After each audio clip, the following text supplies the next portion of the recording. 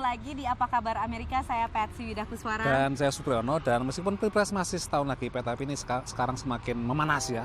Dan sepertinya suhu juga memanas. Ini kan seharusnya udah masuk musim dingin, tapi kita nggak pakai jaket. Suhu iklim dan juga suhu politiknya memanas.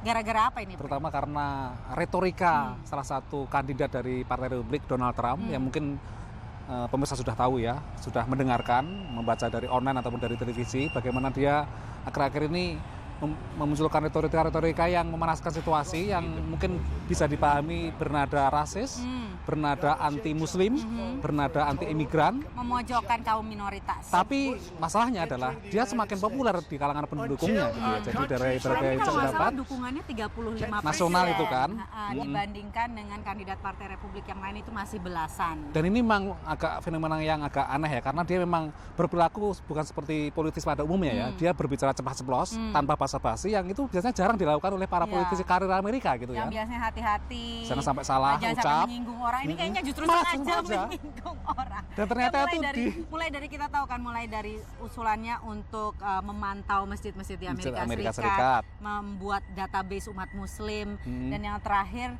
melarang umat Muslim masuk ke Amerika Serikat, meskipun sebetulnya secara visibilitas itu juga ya nggak mungkin.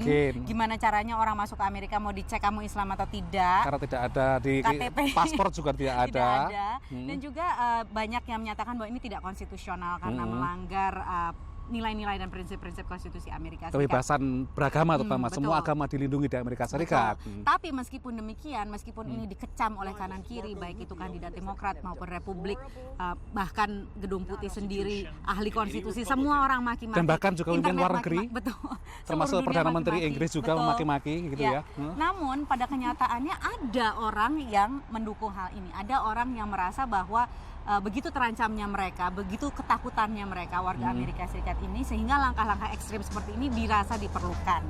Nah ini kan yang berbahaya, yang akhirnya menimbulkan polarisasi antara Barat dan Islam. Yang jelas bagi warga Muslim Amerika Serikat, ketegangan atau ketidakenakan, kecemasan itu yang sekarang ini dirasakan sepertinya sangat-sangat tinggi, jauh bahkan lebih tinggi dari setelah 9/11 atau serangan 11 September. Bahkan sejak serangan Paris itu memang meningkat, sentimen negatif itu kan dulu sekitar di bawah 41,2, sekarang sudah hampir menyentuh angka 50 ya Pets ya.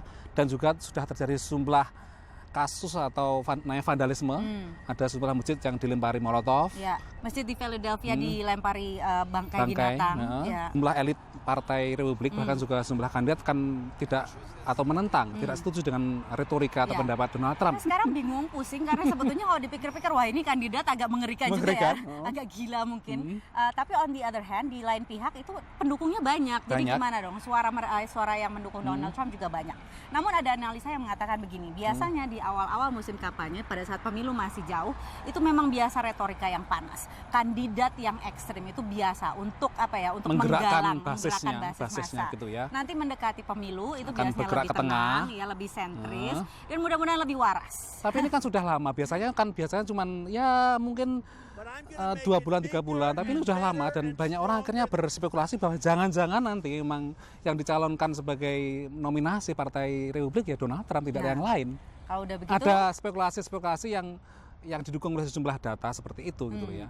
Ini juga akan menarik dan apapun yang akan terjadi nanti tahun 2016 adalah tahun yang sangat menggemaskan dalam pemilu Amerika Serikat, dan kami berdua akan terus melaporkannya untuk Anda pemirsa. Untuk sementara ini kami pamit dulu dari Washington DC. Saya Patsy Widakuswara. Dan saya Supriyono. Sampai jumpa.